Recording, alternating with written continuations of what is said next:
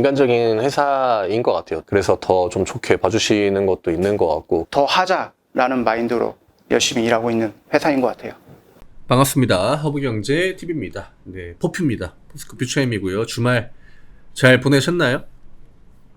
아무래도 지난주 금요일날 변동성이 우리나라 시장에 굉장히 좀 크게, 아무래도 그럴 수밖에 없긴 하죠. 우리나라 시가총액의 1등 종목이 엄청난 변동성을 좀 만들어주면서 우리나라 시장, 나머지 종목들은 삼전에 좀 영향을 많이 받았다. 그러니까 그냥 이렇게 뭐 어떤 케이지 같은 거 안에 그냥 엄청 큰 뭐 어떤 물체가 있고 작은 물체들이 이렇게 있는데, 얘가 이제 막 움직이다 보니까 나머지 종목들이 좀 불가피하게 피해를, 데미지를 좀 입을 수밖에 없겠죠. 예.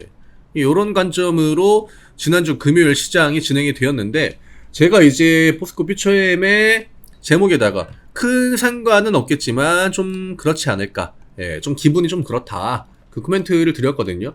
이 포퓨가 큰 상관이 없다라고 코멘트를 드렸던 거는, 어차피 이제 추세 하단 라인을 맞고 지지를 보여줄 확률이 높기 때문에, 그쵸?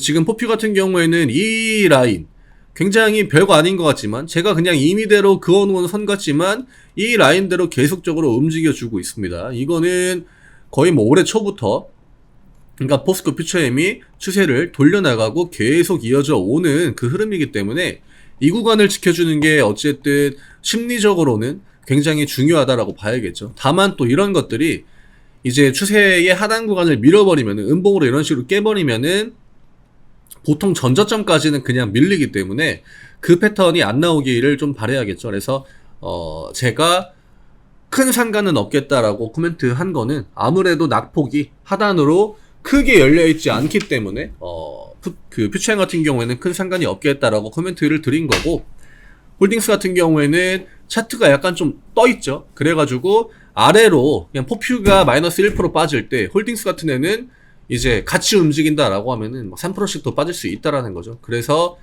이런 시장이 연속적으로 나오면은 굉장히 좀 불리할 수 있다, 그런 관점으로 타이틀을 다르게 좀 달아드렸던 건데, 뭐 어쨌건 3전은 시가 고가 형태로 오늘 마무리가 되었고, 이제 내일 시장이 다시 한번 변수가 되겠죠. 다시 한번 또 이차전지와 반도체의 어떤 퐁당퐁당의 그 패턴이 또 나올 건지, 아니면 다시 한번 2차전지를 가지고 지수를 좀 더 끌어올려 줄 건지, 예, 요거는 외국인들의 포지션에 달려 있다라고 보시면 될 것 같아요. 어차피 금요일날 3전을 올려준 것도 외국인이었고, 그 다음에 오늘 2차전지 쪽을 끌어올려준 것도 외국인이었기 때문에, 외국인들이 뭔 생각을 하는지는 모르겠지만 우리한테는 사실 오늘 같은 시장이 굉장히 좀 편하고 대응하기도 좋고, 또 시장의 투심도 오늘이 좀 더 낫다라고 볼 수 있겠죠. 그래서 뭐 3전 주주분들도 계시겠지만, 3전이 올라가면 확실히 시장 난이도가 좀 올라간다라고 하는 거, 이거는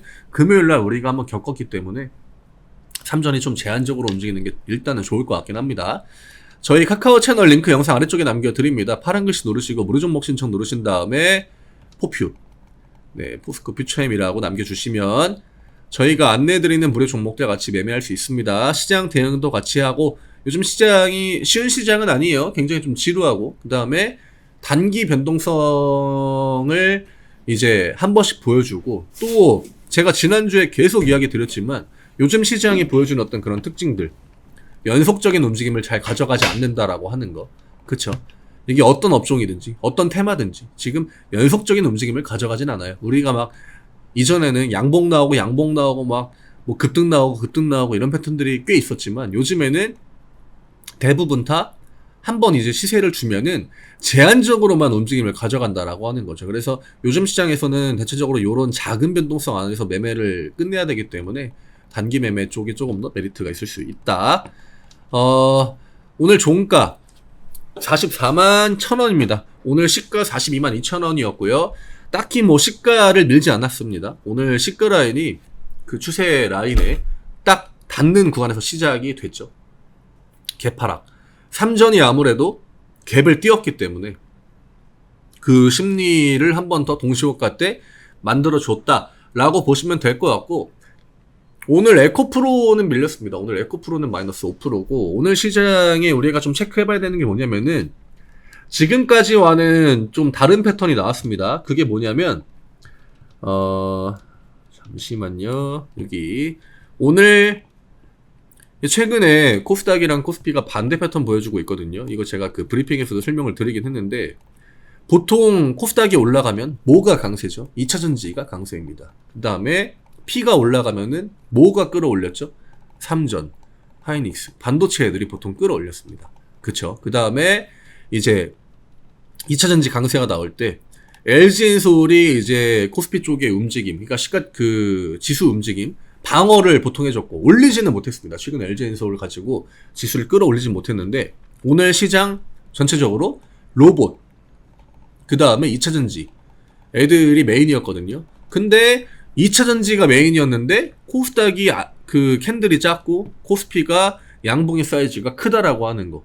지금까지와는 정반대 패턴이 오늘 나왔다라고 하는 거. 이게 굉장히 중요하거든요.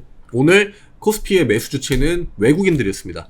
그 다음에 코스닥에는 물론 오후장에 외국인들이 매수 포지션으로 전환을 하긴 했지만 결과적으로는 거의 뭐 양매도에 가까운 흐름들이 거의 대부분이었거든요. 코스닥 같은 경우에는 외국인과 기관들의. 그래서 이게 어떤 걸 의미하는지, 지금 그 양시장의 위치가 다르지 않습니까? 같은 날짜, 같은 구간을 기준으로 본다라고 해도 코스피 같은 경우에는 아직 여기보다 아랫라인, 그래서 제가 2600이 중요하다, 그 다음에 코스닥 같은 경우에는 900이 중요하다 했는데 코스닥은 900을 넘어온 지 일주일 됐습니다. 코스피 같은 경우는 2600을 아직도 못 넘어오고 있죠. 위치 차이가 난다라고 하는 거예요. 얘는 이때보다 상대적으로 낮은 데에 있고 얘는 상대적으로 높은 데에 있다라고 하는 거.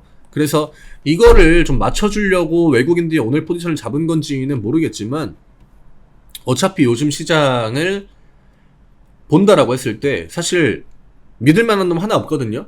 어떤 내가 뭐가 강하다라고 해가지고 들어가면은 대부분 다 다음 시세가 잘 안 나옵니다. 최근에 테마가 돈 것만 해도 몇 개죠.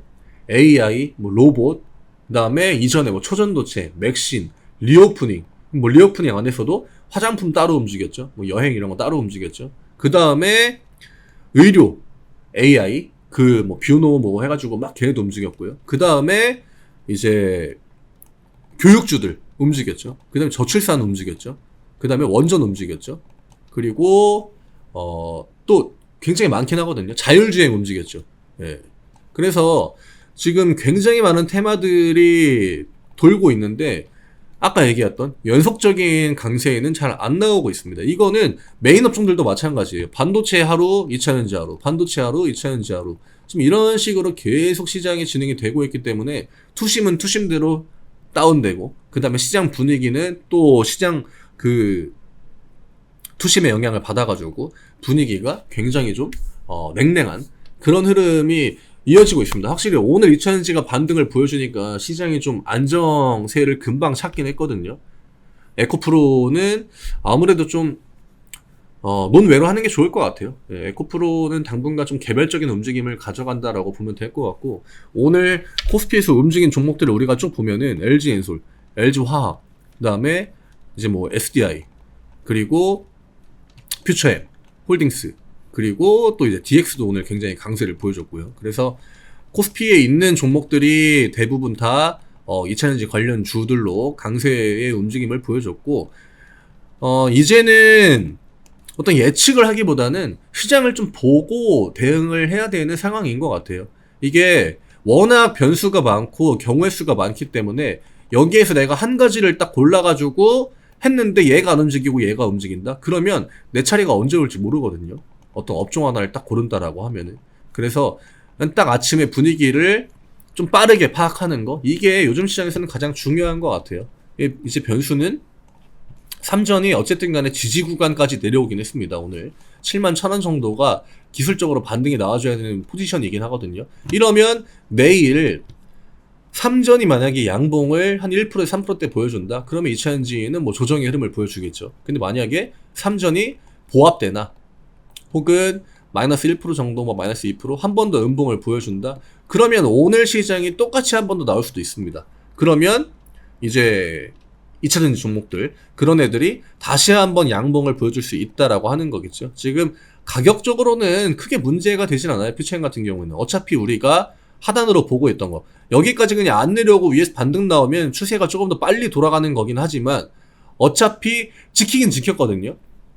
지금 문제가 되는 거는 지금 이 구간을 음봉으로 깨고 내려가는 거지, 여기에서 어쨌든 간에 양봉을 보여줬기 때문에 지금 상황에서 주가가 뭐 1%, 2%짜리 음봉이 나온다거나 혹은 1%, 2%짜리 양봉이 나온다거나 이런 것들 지금 차트에는 그렇게 큰 영향을 미치지는 않아요. 근데 삼전이 만약에 금요일과 같은 움직임을 앞으로 몇 번 더 보여준다? 그러면 퓨처엠의 흐름이 굉장히 좀 답답해질 수 있다라고 하는 거죠. 우선순위에서 밀려버리니까. 그래서 내일 같은 경우에는 아침에 삼전의 포지션이 좀 굉장히 중요할 것 같고요. 오늘 미장이 휴장인 게 좀 변수가 될 것 같아요. 대형주들은 보통 미장이 휴장이면은 움직임을 잘 가져가지 않거든요. 그래서 뭐 내일은 그냥 대형주들이 반도체도 그냥 보합, 뭐 2차전지 애들도 약간의 보합, 그 다음에 테마주 애들이 갑자기 뭐 움직인다든지 이런 것들을 우리가 좀 기본적으로 생각을 해볼 수 있을 것 같고, 만약에 오늘과 같은 패턴이 그냥 좀 이어진다라고 하면은 퓨처엠 같은 경우에는 45만원 윗라인으로 들어오는 게 좀 중요할 것 같아요. 어차피 변동폭 자체는 그렇게 막 크게 나올 구간은 아니거든요. 오늘도 개파락 나오고 밑으로 안 밀잖아요. 그쵸? 그냥 바로 위쪽으로 올렸기 때문에 이번 주는 삼전이 시장의 어떤 방향을 좀 좌지우지하지 않을까, 이렇게 생각이 됩니다.